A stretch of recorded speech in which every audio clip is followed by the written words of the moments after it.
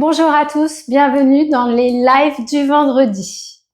Artiste pluridisciplinaire, à la fois autrice, compositrice, actrice, tour à tour, photographe, directrice artistique, rédactrice en chef, fondatrice du magazine Faust, mais plus récemment scénariste. Je reçois aujourd'hui une femme de talent, une femme de pouvoir. Bienvenue, Johanna. Alors, je vais pas les mettre d'extra. Parfait. Alors, au top. Bienvenue, Merci Johanna. Merci beaucoup, Isadora. C'est un vrai plaisir de te recevoir. Merci pour ton invitation. Avec grand plaisir. Et écoute, c'est drôle parce qu'en fait, on se connaissait sans se connaître. Absolument. Parce que moi, j'ai forcément travaillé un petit peu avec toi. On a travaillé ensemble sans le savoir. Sans le savoir, sur le Faust magazine. Exact. Donc, comme je le disais, tu es une femme, mais couteau suisse, multitalent. Oui, tu as tout fait dans ta vie. Beaucoup. Je pense que j'ai pas fini encore. T'as pas fini, bien sûr. Mais en tout cas, tu es une artiste complète. Et tu explores encore de nouvelles expériences artistiques. C'est ça. Et tu vas nous en parler. On va surtout se focaliser, bien sûr, sur le Faust. Parce que moi, ça m'intéresse de parler aux auditeurs et à nos téléspectateurs. C'est quoi vraiment d'avoir entre les mains un magazine, surtout pour une femme. Les gens vont faire référence à, en ce moment, tu sais quoi? Oui, c'est sûr que ça tombe pile poil. Le diable s'habille en Prada. Exactement. Mais moi, j'ai choisi mon camp. Ce sera plutôt Dieu plutôt que le diable. Pourquoi pas? Pourquoi pas? On fait la parodie, pourquoi pas? Exactement. Et du coup, tu nous en parleras, tu nous donneras tes impressions sur est-ce que c'est vraiment très déformé de la réalité, est-ce qu'on y est proche ou pas. Moi, ça m'intéressera justement avec plaisir d'avoir tes impressions. Johanna, du coup, on a compris que tu étais une artiste pluridisciplinaire, mais ça en plus depuis très jeune. Oui, T'es tombée dedans? Oui, écoute, comme Obélix, je suis tombée dans la marmite, tout simplement. J'ai commencé effectivement très très très jeune, après un parcours classique scolaire. J'avais qu'une envie, c'était tout de suite de pouvoir m'envoler, parce que dès mon plus jeune âge, j'étais passionnée de musique, de danse, parce que j'ai fait aussi beaucoup de danse, tu vois, encore quelque chose qui fait partie aussi de ma vie. Et en fait, je rêvais d'art. Je rêvais de pouvoir faire de ma vie surtout une vie pleine de chahuts, que ça bouge dans tous les sens, que je bouge dans tous les sens. Je voulais pas m'ennuyer. Et je me rends compte là que le temps passe très très vite. Je ne me suis pas ennuyée. Tu n'as pas eu le temps de t'ennuyer. Je ne me suis pas ennuyée. Mais effectivement, on a toujours des rêves quand on est petit. Ouais. Qu'on atteigne, qu'on change, tout à fait. qu'on atteint, qu'on change ou pas. pas. Parce qu'effectivement, moi, je n'ai fait que changer. Je pense que c'est parce que j'avais envie de toucher à tout. Continuité de ce que tu voulais faire. C'est ça. Et puis, finalement, c'est un peu, ma vie, je crois que c'est un peu comme un puzzle. J'ai trouvé les pièces un peu à droite à gauche et je les ai réunies et je pense que je suis peut-être à quelques pièces de la fin de mon chef-d'œuvre, si je peux appeler ça comme ça, en toute humilité, bien sûr. Mais je crois que j'avais vraiment envie de toucher à presque tous les métiers artistiques, pour avoir aussi cette richesse. C'est un enrichissement, en fait, de pouvoir être bien devant la caméra, être bien derrière la caméra, comprendre les techniciens, comprendre les réalisateurs, comprendre les chanteurs, comprendre les mannequins. Mais c'est juste incroyable. En fait, tu voulais comprendre je voulais exactement. Et pouvoir me mettre dans la peau de chacun d'entre eux. Ouais, et ça... Je pense qu'on est plusieurs à l'intérieur, mais bon, c'est pas grave, j'assume. Oui, bien sûr. Mais est-ce que ça vient d'une famille? Est-ce que tu avais une famille qui était dans le milieu ou pas du tout, rien à voir? J'avais quand même un père un peu foufou, ingénieur, technicien, qui était quasiment inventeur, donc il s'enfermait dans son petit cocon à faire des inventions. Donc lui, il était déjà complètement barré, mais barré sain, bien sûr. Oui, bien sûr. Et ma mère travaillait dans le cinéma. Donc, effectivement, D'accord. Allez, on va dire que... Mais j'ai pas tant été attirée par le cinéma dès mon plus jeune âge, même si j'étais très cinéphile et j'adorais le cinéma, mais je ne me voyais pas actrice. Je ne me voyais pas travailler dans le milieu du cinéma, sauf dans le côté technique, parce que ça, j'adore. Ou même dans la composition, parce que je suis musicienne, donc forcément... c'est ce côté-là qui me plaisait beaucoup plus dans le cinéma. Donc le côté making of, le côté voilà, derrière la caméra. En revanche, moi, je rêvais d'être auteur, compositeur, interprète. Vraiment, c'était. Alors là, c'est aussi d'actualité, mais mon idole, c'était Michael. Ah oui. Et je suis de cette génération-là. Ouais. J'étais comme ça, la goutte au nez. Bien sûr. Incroyable. Faut quand même avouer que Oui, bah, c'était the king of the pop. On est bien d'accord. Voilà, donc effectivement, moi j'ai vraiment commencé en tant qu'auteur, compositeur, interprète.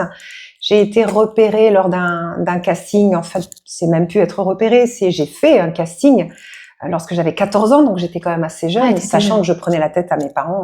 Je veux être compositeur, je veux chanter, je veux être dans la télé. Mais quel type de casting est-ce que c'était les castings? Alors en fait, on avait des casting magazines, il y avait des magazines qui s'appelaient Casting Magazine.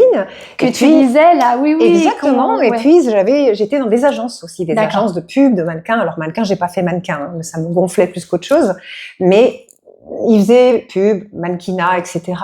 Et effectivement, j'ai été souvent appelée par ces gens-là pour faire des castings qui correspondaient en fait à mon physique. Ils n'avaient pas que du mannequinat, ils avaient aussi beaucoup d'autres choses.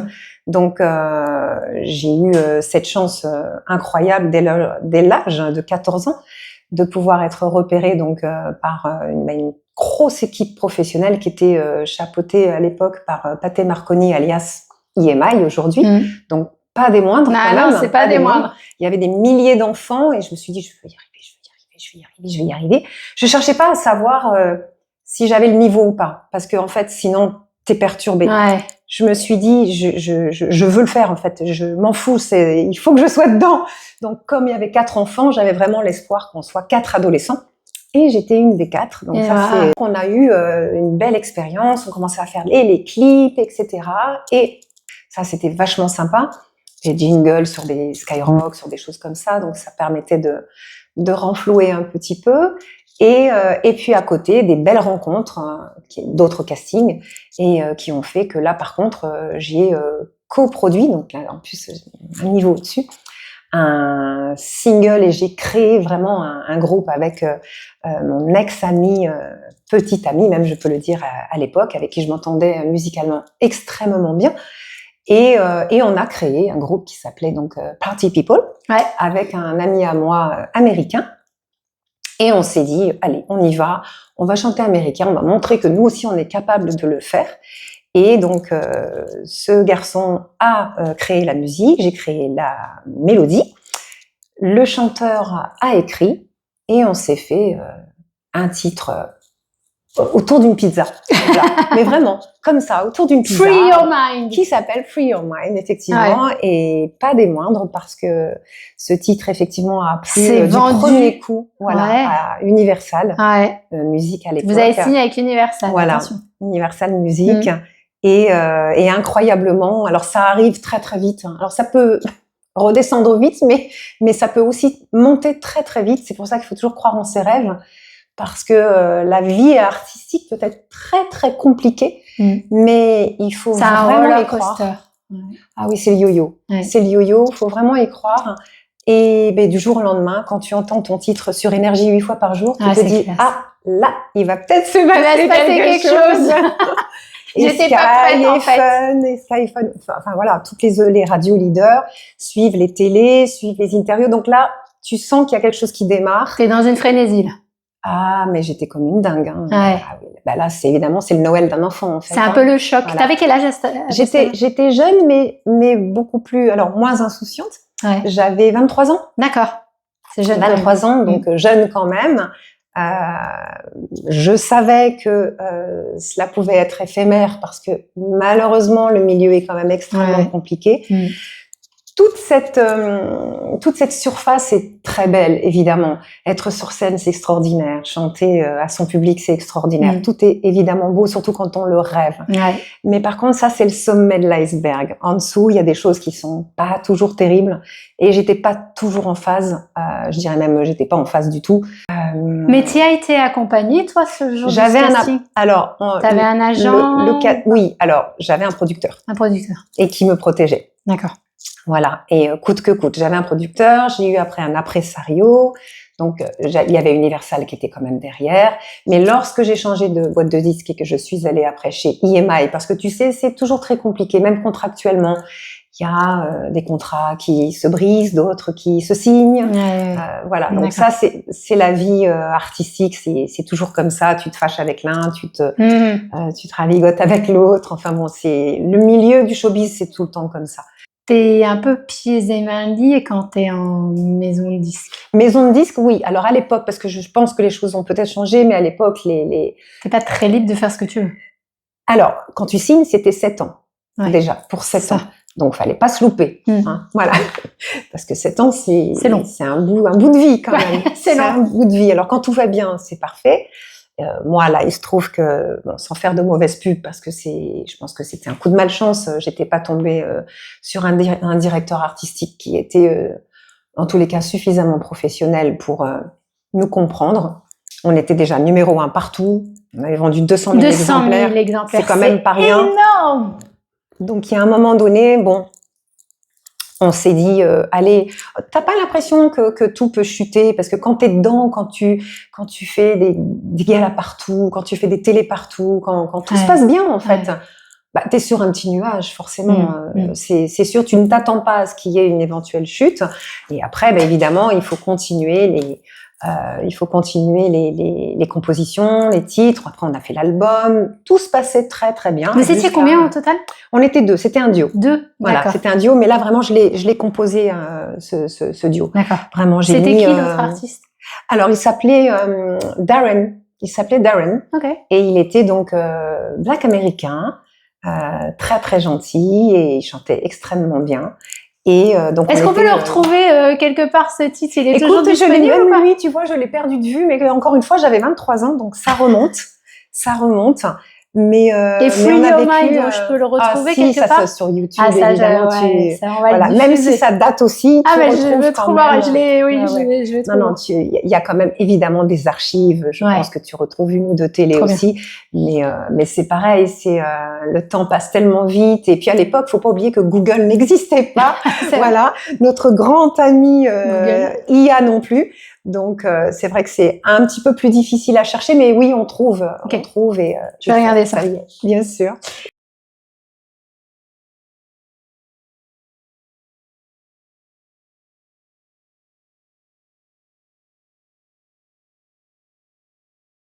Et puis, tu changes après d'orientation parce que, bah, comme tu dis, tu es une touche à tout. Tu te lances dans la photo? Alors en fait, j'ai un coup de cœur lors d'un voyage parce que je pars à Venise et pendant le carnaval évidemment. Évidemment. Et là, comme je suis déjà un peu dans une phase de reconversion, alors je suis toujours choriste à droite à gauche, je fais des pubs un peu à droite à gauche pour. Tu continues toujours? Je continue toujours parce que de toute façon la musique elle coule dans mes veines encore aujourd'hui. Je compose, je m'amuse. Je peux pas vivre sans elle. Je peux pas. Il y a pas un jour où je n'écoute pas de la musique. Ça c'est sûr. Encore une fois, tu vois, c'est pas de la célébrité, c'est de la passion. C'est encore autre chose. Et là, donc, je suis à Venise et j'ai un déclic au Carnaval de Venise. Je me dis, allez, j'ai envie d'être dans la mode. La mode m'attire. Voyons. Bon, c'est pas mieux, hein, mais bon, c'est pas grave. C'est un autre univers. C'est encore artistique. Et en effet, j'ai jamais cousu un bouton de ma vie, mais je me lance complètement, mais un peu folle furieuse, à créer donc une petite maison de mode. Et aller, alors baroque bien sûr, parce que donc Venise, historique, etc. Et j'aime beaucoup l'histoire. Donc, mais d'ailleurs, aujourd'hui, il y a un peu de... Oui, les petites manches ballons, comme on dit. Effectivement. Et je me régale d'apprendre à coudre. Je me régale parce que quand tu veux quelque chose, bah, tu attires les gens. Donc, j'attire des gens qui m'aident, qui m'apprennent. J'ai même pas fait d'école de couture. Les gens me sont tombés, mais dans la main. C'est vrai. L'attirance, le bon vouloir, l'envie, la loi de l'attraction en fait, hein, tout simplement. Je dis pas que ça a toujours été facile, mais en tous les cas, quand je voulais quelque chose, j'ai réussi à l'atteindre, à me toucher du bout des doigts. Comme disait Oscar Wilde, hein, visons la lune et en cas d'échec. Et ben, on retombera dans les étoiles. Exactement. Voilà. Donc, j'ai touché les étoiles du bout des doigts. Puis tu as été repérée par des gens. Et j'ai eu une chance. Voilà, encore une fois, j'ai eu une chance. Alors, il s'est passé plusieurs années, évidemment. Hein. J'ai pas cousu comme ça au bout de 6 mois. Il a fallu quand même quelques années. Et je commençais à en vivre vraiment bien. T'avais créé ta propre marque? J'avais créé ma propre marque à l'époque. Et donc, c'était vraiment basé sur du baroque, mais modernisé. Donc, bas et rock. Donc, il y avait du rock dedans, en fait, tu vois, évidemment. Ouais. Il y a toujours ma petite musique, en fait, quelque part. Et c'était absolument incroyable parce que, voilà, j'ai des maisons comme Jean-Paul Gaultier, René Caovilla, et j'ai même été plus que félicitée aux 10 ans de Drouot parce qu'on a fait appel à moi pour avoir des costumes, parce que je faisais des costumes, évidemment. Et là, j'ai le grand maître de la broderie, Monsieur Le Sage, qui était présent à ce moment-là et qui était émerveillé par ce que j'ai fait. Et moi, j'étais émerveillée de le voir. J'ai halluciné. Enfin, plus grand pour moi, il n'y a pas. Quoi. Donc, j'étais extrêmement fière de voir que ces si grands m'avaient contactée. Et encore une fois, voilà. Toujours, elle fait des sauts de puce, Joanna. Elle passe d'un métier à l'autre, pluridisciplinaire, comme tu m'as décrite tout à l'heure. Et tout ce que tu touches, finalement, ça se transforme en... Écoute, peut-être Cendrillon, mais bon, j'ai quand même vécu aussi beaucoup la citrouille, hein, je te dis honnêtement. C'était pas toujours un super beau carrosse, mais j'ai quand même fait la rencontre de mon mari comme ça. Alors, c'était pas une chaussure, mais c'était une botte, tu vois. Il a dragué mes bottes avant de me draguer. Ah oui. Ça, c'est son petit special thanks. Donc, ouais, Cendrillon, pas mal comme C'est pas mal. C'est pas mal. Du coup, je m'interrogeais, c'est toi qui l'as fait, ce joli vêtement? Écoute, c'est assez simple, mais j'aurais pu, mais là, je t'avoue que le cordonnier a pu m'acheter. Non, mais oui, je suis déçue parce que tu m'as même pas apporté une de tes créations. Bah, écoute, je suis navrée, j'aurais dû y penser. Mais voilà, c'est toujours comme ça. Je te dis, le cordonnier le plus m'acheter, c'est moi. Voilà. Et ta marque, tu l'avais, du coup, elle était commercialisée? Elle a été commercialisée. Ouais. J'avais plusieurs points de vente. J'étais dans la galerie du Ritz. Ah ouais. Je faisais des défilés pour les Fashion Week. Enfin, c'était vraiment, c'était parti. Encore une fois, comme je t'ai dit, hein, la vie, c'est ça, c'est du up and down. Je suis tombée malade. Ah.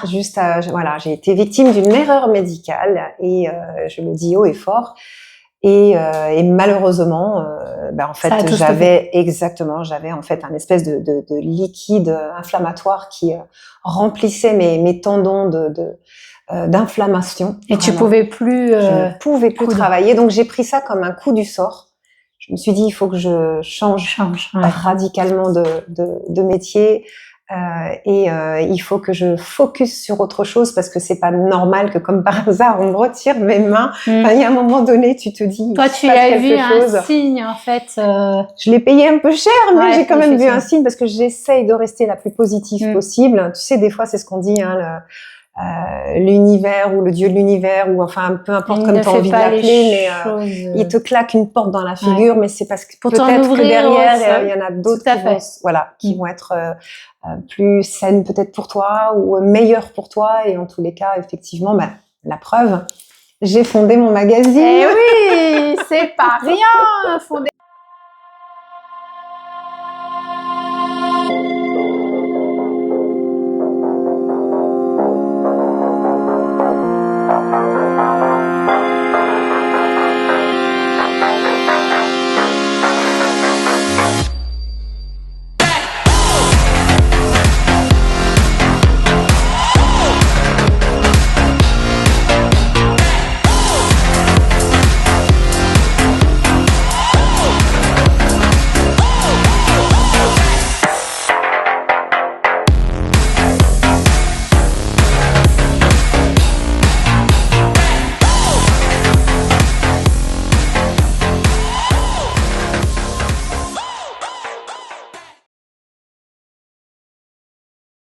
un magazine quand même. Donc voilà, le saut de puce, ça y est, boum. Là, c'est un gros saut de puce. Oui, c'est un gros... Mais ça, du coup, c'est parce que en fait, tu étais dans le milieu de la mode, tu avais fait des défilés, tout ça. Comment ça t'est venu l'idée de faire ce magazine? Alors, je tiens surtout à dire que je n'ai pas fait d'études de journalisme en plus. Donc vraiment, là, c'était quand même très barré de ma part. Autodidacte de tout, finalement. Voilà. Et le Faust, t'es né? Et le Faust est né, voilà, exactement. Alors, ce titre. Alors oui, pourquoi Faust, c'est ça? Eh oui, déjà. Eh oui, évidemment. Alors, il y a évidemment, je n'ai pas vendu mon âme au diable, hein, parce que ça, c'est absolument hors de question. D'ailleurs, c'est controversé, cette histoire de Faust, mais parce que Johann Faust, c'est un mythe. Hein, c'est vraiment Goethe qui a décidé de créer cet univers, de vendre son âme au diable, etc. Mais il est mort tout seul dans son laboratoire complètement insalubre et vétuste.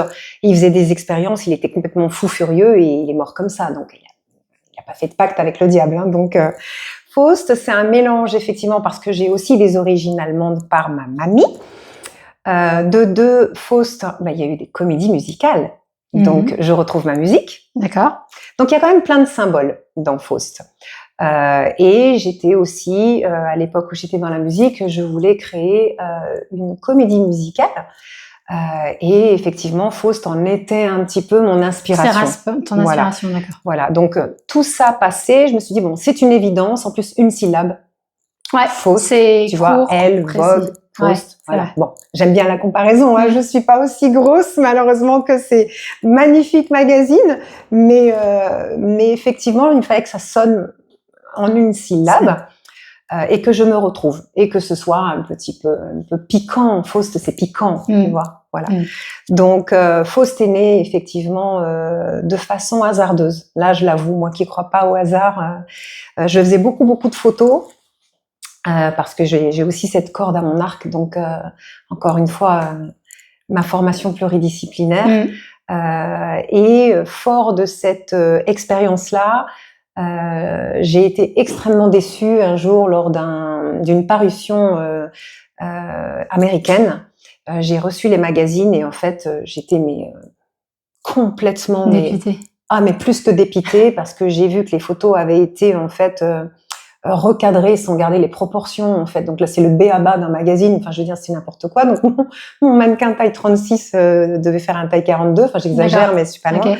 Et en fait, j'ai été offusquée. J'ai dit, mais comment on peut faire des magazines comme ça? Comment c'est possible? Même si t'es payé 3 francs 6 sous pour faire une parution, pour essayer de te faire connaître. Ouais. On peut pas traficoter ton travail comme ça. Puis alors, je vais pas aller prendre un avocat, faire 50 000 kilomètres pour aller aux États-Unis et porter plainte. Surtout que dans chaque poche, ils ont des avocats. Eux, donc je me suis dit, ok, on laisse tomber, mais tiens, je vais faire un magazine. Écoute, je te promets que c'est vrai en plus. Vraiment, assise sur mon canapé, tranquille. Ah bah tiens, du coup, voilà. Je vais faire un magazine. Puisque c'est ça, je pense que je vais faire mieux. C'est vrai, en fait, ça s'appelle un mal pour un bien. Non, mais c'est normal. Et là, je me suis dit, oula, là, tu joues dans une cour grande, il va falloir que tu fasses très attention. Et le lendemain, c'est pas rien. L'idée était toujours dans ma tête. Et je me suis dit, ok, alors je connais quand même le monde de l'image. Je connaissais beaucoup aussi. J'avais un réseau déjà quand même de mode, photographe, maquilleur, coiffeur. Attention, j'avais aussi cette chance. Et là, je me suis dit, ok, là maintenant, bon, allez, entrepreneur, on y va à fond. Alors évidemment, j'étais entourée aussi de ma famille, ma mère, qui m'a beaucoup aidée, surtout financièrement, pour financer le magazine, parce que mes deniers étaient un petit peu plus amoindris. Et mon mari écrivait, ma marraine écrivait. Enfin, j'ai vraiment fait venir une petite partie de ma famille. C'était familial finalement. Du coup, projet familial. Et j'ai décroché le téléphone et j'ai été, alors vraiment direct. J'ai dit, ok. Je crée ça, ça va être comme ça, il y aura tant de rubriques. Tu en es ou pas? Ah, mais direct, cash. Alors, il y a ceux qui m'ont fait la morale. Oh, mais t'es complètement folle, mais un magazine papier aujourd'hui, mais t'es barré, la presse souffre, etc. T'as tous ceux qui sont des parasites, mais vraiment, qu'il faut surtout pas écouter parce qu'ils ont tous des avis. Ils vont tous te dire, te décourager parce qu'ils n'ont pas le courage de le faire. Bien sûr. Après, je sais pas, est-ce que c'était au moment où il y en avait beaucoup, des magazines? Non, c'était le moment où de toute façon, la presse souffre depuis un petit moment, Ouais. mais c'était vraiment le creux C'est avant la Covid. Avant la Parce Covid. qu'après la Covid, c'était pire. Ouais. Mais bon, heureusement que je ne savais pas qu'il y aurait une Ouais. Covid, parce que je pense que je Tu l'aurais l'aurais pas pas créé. Ouais. Non, parce que là, j'avoue qu'effectivement, un magazine papier en pleine Covid, c'est un Ouais. peu hard. Hein. Ouais, c'est vrai. C'est compliqué. Ouais. Ça a été complexe. Mais je voulais aller encore une fois, je voulais aller au bout de mon rêve et je voulais surtout que ce magazine respecte les marques émergentes et les jeunes créateurs. D'accord, Parce que c'était quoi en fait l'ADN de ton magazine? C'était la mode, le luxe, c'était quoi? l'esthétisme surtout, L'esthétisme. la classe. Ouais. Je ne voulais l'intemporalité.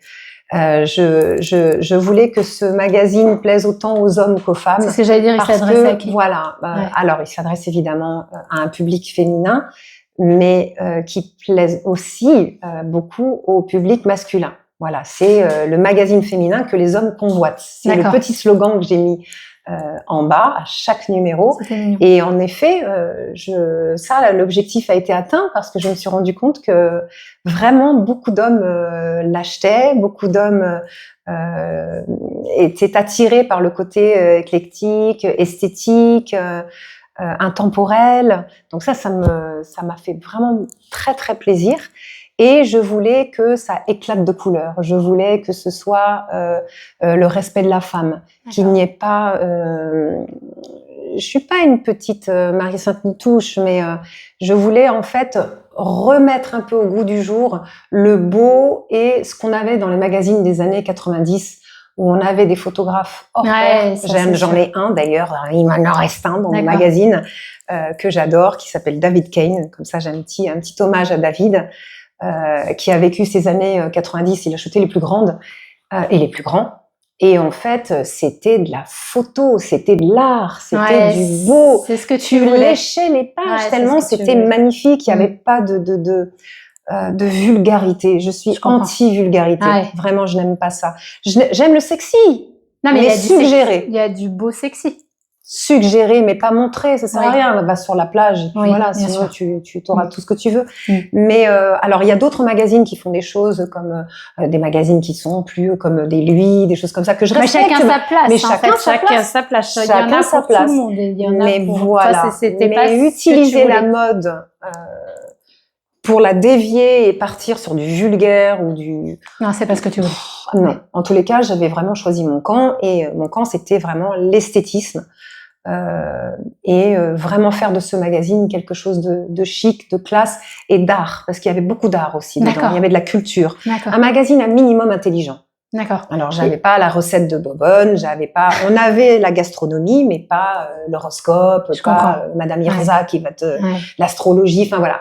Tout ça, j'en avais pas du tout envie. Je me suis retrouvée devant un kiosque avec peut-être des milliers de magazines. Justement, c'est ce que j'allais dire. Et en fait, je me suis dit, j'aime bien Historia, j'aime bien Vogue, j'aime bien Elle, j'aime bien tout ça. Mais pourquoi on fait pas un seul avec un mélange de cela? Je pense que c'est ça que j'ai voulu créer. D'accord. Tu vois, voilà, avec des articles de fond, avec de l'intelligent, avec des choses que tu apprends et de l'intemporalité parce que j'étais trimestrielle. Donc, il fallait quand même. C'était trimestriel, d'accord. Oui. Donc, l'actu, c'est difficile. En 3 mois, t'as pas le temps de faire de l'actu. Il faut que ce soit instantané. Oui, bien sûr. Et comment on fait sa place parmi justement Alors ça, c'est difficile. Ces grandes... Oui, le début, c'est difficile. On m'a tourné le dos au départ, évidemment. Surtout, c'est qui celle-là? Qu'est-ce qu'elle vient faire, cette amatrice avec son magazine? Encore une fois, je crois qu'il faut pas réfléchir. Faut foncer. Faut pas se retourner. Si tu te retournes, après, tu boites et tu arrêtes d'avancer. Donc, c'est pas la peine. Moi, je me suis dit, OK, on a les moyens, on a les finances, j'ai l'équipe. On s'est quand même retrouvé une petite trentaine, donc quand même, avec des collaborateurs. T'avais des locaux, graphistes, d'accord. Donc graphiste évidemment, ça. Alors sans graphiste, tu peux pas. Bien sûr. Webmaster, enfin bon, c'est le b.a.-ba, ça c'est sûr. Et après, l'avantage, c'est que j'ai beaucoup de photographes qui ont cru en moi et qui m'ont suivi et qui sont venus en collaboration artistique, évidemment. Et fort de cela, il suffisait de faire effectivement de très belles séries mode pour essayer de se démarquer un petit peu des autres magazines. Mais finalement, j'étais un peu dans le rétro sans être poussiéreuse. Ouais. Parce que j'allais chercher le beau qui a déjà existé, j'ai rien inventé. J'ai rien inventé, c'est juste que C'est ta vision. j'ai voulu, Chacun j'ai voulu remélanger un petit peu Ouais. tout ce qui était beau et perdu dans un magazine classe et surtout qualitatif parce qu'il était très épais, beau papier, brillant satiné, des pages au toucher soie. Enfin vraiment, c'était un très très joli magazine. Je le mets maintenant au passé parce que il est passé numérique depuis donc presque 2 ans. Ouais. Je vais reprendre parce que du coup, bon, forcément, j'ai plein d'idées qui fusent, j'ai plein de questions qui fusent. Ça coûte cher de faire un magazine? Alors, print, oui. D'accord. Il faut le fabriquer. Ouais. Et après, effectivement, il faut quand même payer l'équipe. Ouais. Donc oui, clairement, non, ça coûte quand même plus que cher même de faire un magazine. Ouais. Après, tout dépend du nombre de copies que tu veux imprimer. Parce que toi, c'était trimestriel, c'est trimestriel, oui, trimestriel. D'accord. Combien de pages? Entre 132 et 136 pages. D'accord. Voilà, donc effectivement, et puis il faut nourrir les équipes, il faut les taxis des stylistes, aller-retour, c'est un budget colossal. Ouais, c'est pas simple de monter un magazine. Non, je pense qu'il y en aura encore plus sinon. Ouais, c'est ce qui est. Et justement, aujourd'hui, c'est d'autant plus difficile que, comme tu le disais, les magazines, est-ce qu'ils se vendent aujourd'hui, les magazines ou pas? Écoute, avec l'IA, le numérique. Alors là, l'IA, parlons-en. En plus, effectivement, je pense que ça, c'est encore un débat et c'est encore un sujet un peu brûlant. On va pas dire tabou parce qu'il l'est pas, mais il est brûlant. Il est brûlant. Mais non, en effet, c'est très très compliqué aujourd'hui de lancer un magazine parce que je crois qu'aujourd'hui c'est même pas la peine d'en lancer un. Tu trouves que c'est de la folie? Ouais. C'est aussi pour ça que je l'ai passé numérique parce que là maintenant le print ça n'a presque plus de sens. On tend complètement vers le digital, vers l'image. Il faut que ça aille vite, tout vite. On scrolle, on surfe, c'est même plus la peine d'avoir un. C'est pour ça que toi, tu l'as passé en digital. Pour plusieurs raisons. Alors, la première, c'est effectivement le coût du papier qui devenait vraiment, mais là, je pouvais plus suivre. D'accord. Donc, ça fait partie effectivement du choix d'arrêter le print. Et puis, après la Covid, c'était extrêmement compliqué de se relever. Et la deuxième chose, c'est que j'ai fait encore un saut de puce sur un autre domaine. D'accord. Donc, on parlera tout à l'heure. D'accord. Donc, il fallait aussi que je trouve du temps. J'ai quand même 2 enfants en plus, donc je pouvais pas tout faire. Mais il existe toujours. J'ai fait un choix. Ah oui, bien sûr. Ah puis il poursuit toujours, bien sûr. Il poursuit sa route, mais en digital. En digital. En digital. D'accord. On a vraiment dévié complètement la cible. On est effectivement plus distribué, mais on a toujours nos couvertures qui sortent. La dernière vient de sortir avec Sonia Rolland. J'ai vu, tu l'as mise avec qui est adorable d'ailleurs. Ouais. Et on a fêté notre 30e numéro, c'est pas rien. Donc, 30 numéros. Voilà, on date depuis 2017. D'accord. Donc ça, c'est quand même très très sympathique. Et on poursuit la même chose, mais version digitale. Mais on fait beaucoup de publi rédactionnel. Voilà. Finalement, c'est d'autres rubriques qui ont pris le dessus, comme du coup, ça a changé. la mode, mais la beauté. Voilà, la beauté, elle explose, par exemple sur Faust. Voilà. D'accord. L'art, un tout petit peu moins, parce que c'est vrai que c'était tellement magnifique d'avoir des artistes, et on en a eu des très grands, sur le papier, forcément, quand tu as des couleurs qui explosent lorsque tu tournes les pages de peintres renommés ou un peu moins renommés, c'est vrai que c'est quand même plus agréable de feuilleter comme un livre d'art. D'une manière générale, moi je trouve ça dommage aujourd'hui qu'on conserve pas les versions papier parce que pour moi ça coûte vraiment très ça doit très, être très, non très mais je cher. comprends. Je comprends que en termes de financièrement ça soit pas possible, mais c'est vrai que pour moi un livre et surtout un livre de mode et de magazine, tu dois le feuilleter. Je suis d'accord. Je veux dire sur un écran ça n'a pas du tout la même saveur. Du tout. Donc c'est tactile. C'est triste. Enfin moi c'est tactile. Ouais. Oui. Non, mais je suis entièrement d'accord avec toi. Après, j'ai fait vraiment ce choix parce que. Mais je comprends. Parce qu'il y avait aussi un rebondi sur autre chose encore. Bien sûr. Alors, qui fait partie de moi parce que j'écris depuis longtemps, mais voilà, comme du coup. Et les clôtures, je ne t'en raconte pas. Justement, alors la clôture. moi, je vois, tu sais, bon, on va donc du coup faire une aparté avec Le Diable s'habille en Prada. Parce que moi, j'ai l'image de, il y a toujours un temps fort dans le magazine. Ouais. Ou alors, elle, je crois que c'était au mois de septembre ou octobre, c'était pour le Runaway Magazine. Et là, c'était un rush de fou. Ah toi, oui. c'était quoi, toi, tes périodes de rush comme ça? Est-ce que c'était... Eux, c'est mensuel, donc moi, j'étais trimestrielle. Donc, heureusement, j'avais quelques mois quand même pour me retourner. Mais il y avait des événements particuliers où... Ah, mais c'est sur la clôture, donc vraiment la fin du magazine où tu sais que tu vas imprimer dans 2 semaines et que tout doit être prêt. Ah, mais c'est horrible. C'est bien un peu horrible. la vision qu'on a dans Le Diable s'habille en Prada. Ah oui, non, c'est horrible. T'as les gens qui t'envoient les textes un peu trop tardivement. Il faut prévoir la relecture, ce qu'on appelle notre fameuse relecture, où donc c'est tout un comité qui se réunit. Donc c'est l'équipe, hein, évidemment. Et tout le monde se relit. Et évidemment, l'idée, c'est de pas relire le texte que tu as écrit parce que tu vois plus tes fautes. Alors, il faut savoir que maintenant, on a l'IA. Oui, d'accord. Mais j'étais pile avant ce basculement. Donc, on était encore un peu à manière old school de se relire. Et puis, des fois, tu as des trucs qui sont incroyables. C'est que t'as pas de faute, t'as pas de coquille, tout va bien. Et t'as un truc sur le gros titre, quoi. Et ça passe, t'as 10 personnes qui ne le voient pas. Ouais, et c'est horrible, ça. Tu te dis, une fois qu'il est imprimé, je vais me tuer. C'est impossible.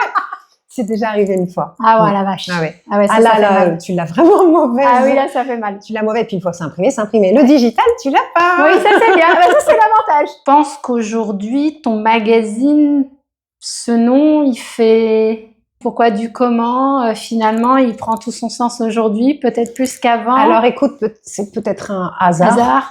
Je vais te dire. C'est un pur hasard parce que moi, il évoque une partie de mon passé. Donc, et j'avoue que j'ai voulu choisir donc ce titre-là, parce qu'il évoquait aussi la musique, parce que je voulais en faire une comédie musicale, et parce que Faust a aussi été des comédies musicales, et aussi parce que il pique un peu. D'autant ça plus pique un petit peu quand tu vois Faust Magazine. Quelque part, il y a une forme de tentation. Tu te dis, c'est quoi ça? Mais je me suis dit, ok, là, il faut aussi qu'on le voit, mon magazine. Il faut que je sois vue parmi tous ces grands. Oui, bien sûr. Alors, qu'est-ce que je vais choisir comme nom? Il fallait quelque chose qui pique un peu quand même. Voilà. Donc, c'est un choix sensé ou pas. En tous les cas, pour moi, il était sensé. Et il fallait être remarqué. Et du coup, ça avait fonctionné.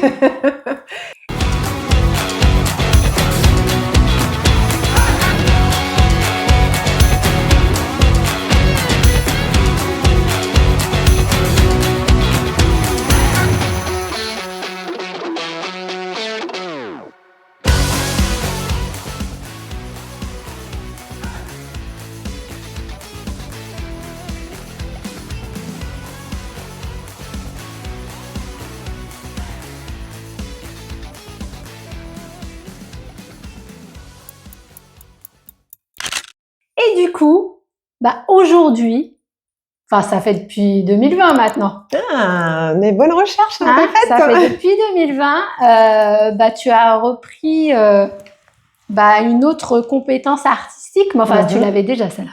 Oui, parce que tu parles évidemment de nos superbes sagas. Ouais. Voilà, effectivement, Carmen Ricci. Ça c'était très très important pour moi aussi d'écrire, parce que j'écris depuis très très jeune. Et en tant qu'auteur, compositeur, interprète, bien sûr, mais parolière, c'est un autre métier. Romancier, c'est autre chose. Tu peux te laisser aller parce qu'en fait, tu n'as pas de restrictions. Oui, il n'y a pas forcément, puisque c'est des romans. Alors que parolier, il faut que ça rentre dans une chanson, c'est pas évident. Voilà.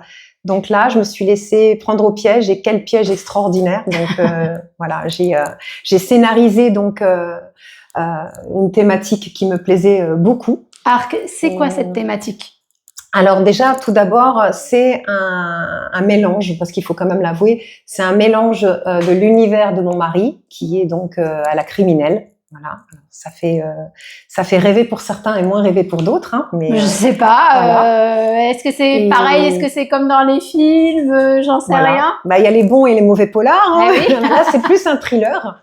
On est plus dans un thriller, surtout le tome 2. Le tome 2, c'est vraiment classé comme un thriller. Le premier serait peut-être un peu plus considéré comme un polar, bien que dès qu'on parle d'enquête, on dit polar. Mais en fait, un Colombo, on dit pas que c'est un polar pour autant. Ouais. Et pourtant, il est enquêteur. Donc, j'aime moins le terme polar. Il y a plus un effet, à mon goût, cozy crime, mais moderne. D'accord. Et thriller. Voilà.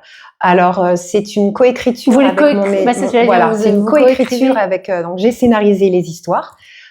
On est déjà au numéro 2, donc le tome 2 est sorti déjà il y a 7 mois. Et donc, l'héroïne s'appelle Carmen Ricci. Elle est franco-italienne et elle est vraiment un mélange de mon époux et moi. Donc, elle a vraiment endossé le rôle d'une flic, puisqu'il est flic, et de ma personnalité, de mon style, entre guillemets, de mon côté fashionista.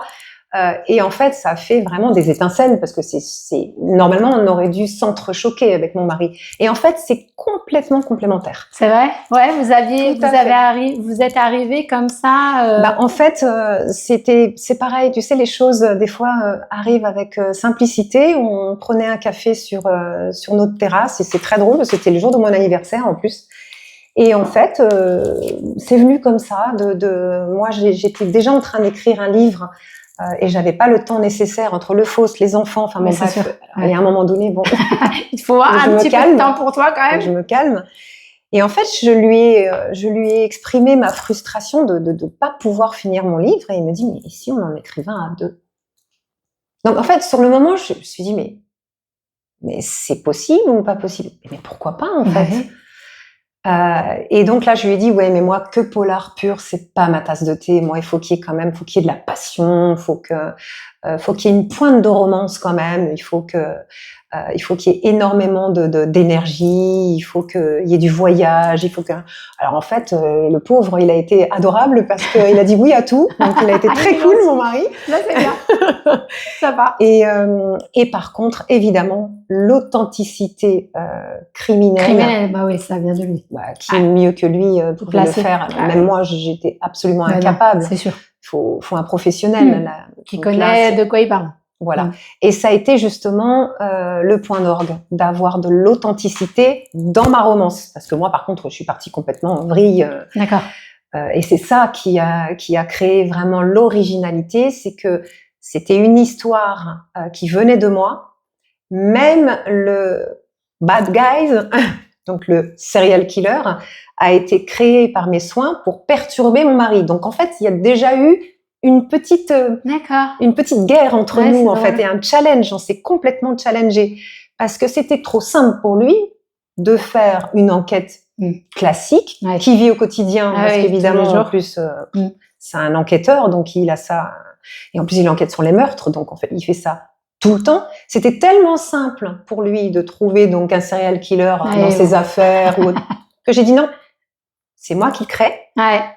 Et comme ça, tu vas pouvoir rebondir. Ah, mais il a adoré. Parce que du coup, il a été challengé. Il a fallu, effectivement, alors je peux pas donner exactement non. Mais ça a été simple, ça n'a pas été simple? Non, ça a été super simple. Alors là, c'est incroyable. C'est déjà, il écrit très bien aussi parce que, mine de rien, même à la brigade, il fait que ça. Il fait des procès-verbaux tout le temps, mais il est très technique. Il a une écriture technique.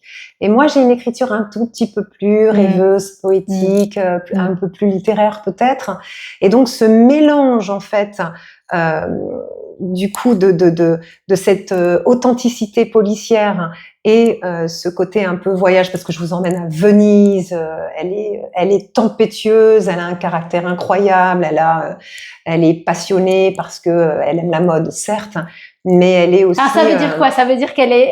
Elle est flic. Elle est flic, mais elle est super habillée, c'est ça? C'est quoi? Alors, super, j'exagérerais pas, parce que sinon on n'a plus d'authenticité, on est presque ridicule, mais oui, elle est quand même très tempétueuse, très têtue. Elle arrive à la brigade en été, elle a des petits talons et une robe. Alors évidemment, lorsqu'elle va en affaires, elle fout des Rangers et un jean. Mais et puis elle enquiquine son monde, elle s'en fout, elle est un peu sifflotée comme ça, elle est sifflée par les collègues, parce qu'évidemment les collègues ils sont en jean basket, blouson, bombers, enfin c'est tous les mêmes. En fait, il y a marqué je suis flic sur leur visage en fait. Alors que elle, finalement, elle passe plus incognito en étant voyante. Oui, je vois. Tu vois ce que je veux dire? Parce que les gens se disent, mais non, une nana comme elle est pas flic. Ouais. Bah, du coup, tu vois, elle peut être beaucoup plus facilement mise dans un undercover que le flic qui est comme ça, qui est hyper suspicieux. Enfin, tu vois, voilà. Donc ça, on a vraiment joué là-dessus. Et donc, en fait, après, le pitch général, c'est que c'est vraiment Carmen va essayer de prouver à sa hiérarchie et à elle-même, lorsqu'elle trouve donc un corps sur les marches de Montmartre, elle sait qu'il y a quelque chose sous-jacent là-dessous, alors qu'en fait, tout porte à croire que la personne morte sur ces marches est morte naturellement. D'accord.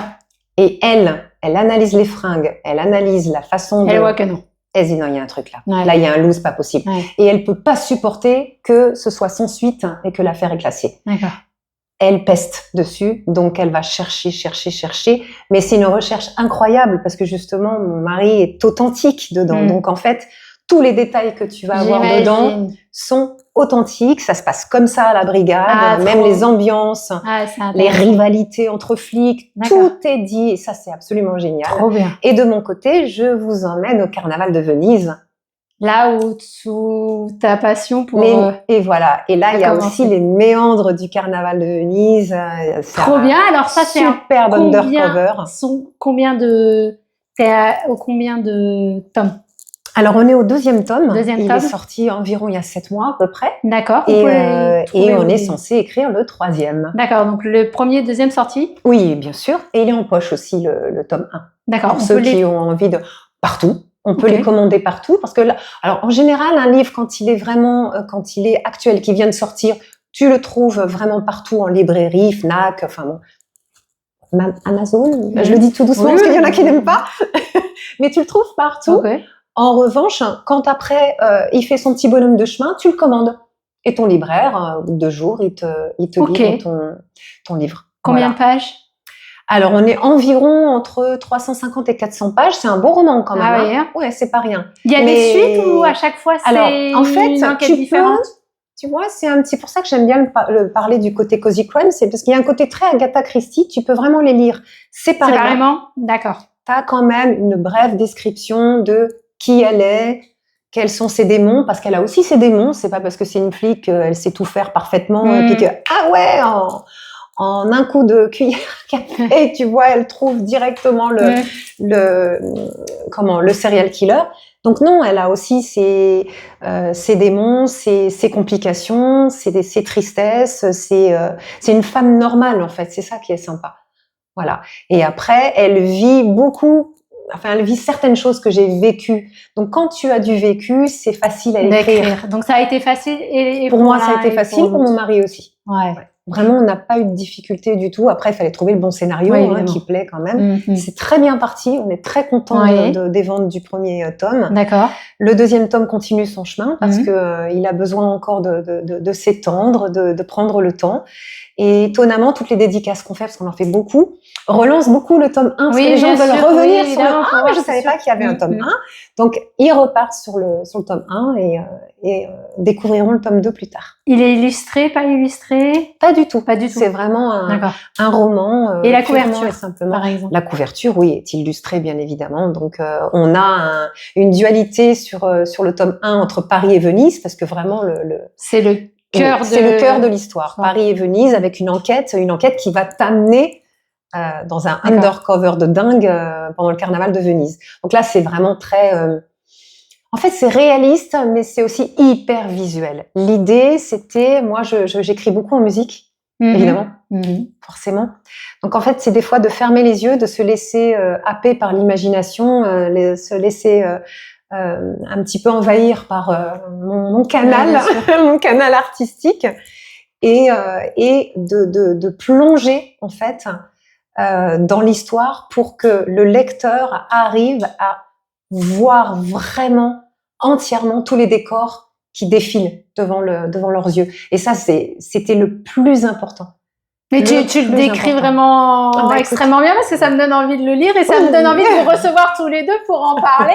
Donc, Avec plaisir. moi, je serais ravie de vous recevoir tous les Avec deux. plaisir. Et aussi que ton mari nous parle un petit peu. Enfin, Ouais. je sais on n'a pas le droit de. Oui, mais de non, dire il en beaucoup de parle. choses. On a déjà eu des interviews. Il est. Non, non, il C'est y a des intéressant choses, aussi de faire découvrir des Bien métiers sûr. qu'on n'a pas l'habitude, Ça, c'est vrai. de voir ou d'écouter, et qu'on Mhm. voit que peut-être adaptation cinématographique. Écoute, c'est le Graal, évidemment. Ce serait Ouais. le Graal. On garde espoir. Je n'en dis pas plus, Ok. mais on garde espoir. Je vais pas dire je suis superstitieuse, Mais si tu voilà mais après. évidemment, je l'avoue, Oui, tu aimerais. c'est le but. Ouais. C'est le but, surtout que on l'a vraiment écrit presque pour se dire que ce serait mais vraiment absolument magnifique de le faire en série, pas forcément au cinéma. Ouais. Mais en tous les cas, elle aurait toutes ses chances parce que vraiment c'est super visuel et ça reste quand même intelligent. C'est pas uniquement une héroïne pour créer une héroïne. Il y a du fond, il y a de la forme, il y a de l'action à ne plus en finir. Il y a un petit côté quand même James Bond girl, évidemment. Ouais, ça me fait penser à ça, en fait. C'est évident. C'est ça. Et je vois bien Scarlett Johansson dans ses rôles un petit peu. C'est une franco-italienne, donc il faudra qu'elle soit, en tous les cas, ça c'est sûr, franco-italienne. Mais en effet, enfin après, je sais pas si je vois quelqu'un. Je sais que moi j'adorais Jennifer Gardner, mais moi je la voyais. Alors elle est un peu trop âgée maintenant, mais ce genre de physique, je la voyais vraiment bien en train de faire ma Carmen. On vous le souhaite, en tout cas, on te le souhaite avec ton mari d'avoir ce projet. Prochain projet. Moi, je sais pas. Je ne sais pas. J'en ai fait tellement déjà. Peut-être à un moment donné, faut. Je continue la musique, je compose, voilà. Donc, j'aide aussi ma famille qui ont eux aussi des envies artistiques. Bien sûr. L'un est attiré par la musique, l'autre par le cinéma. Bon, ça fait du sens, normal. En tout cas, nous, on vous souhaite encore de nombreux projets. J'ai hâte de découvrir le livre. Avec vraiment, plaisir. vraiment.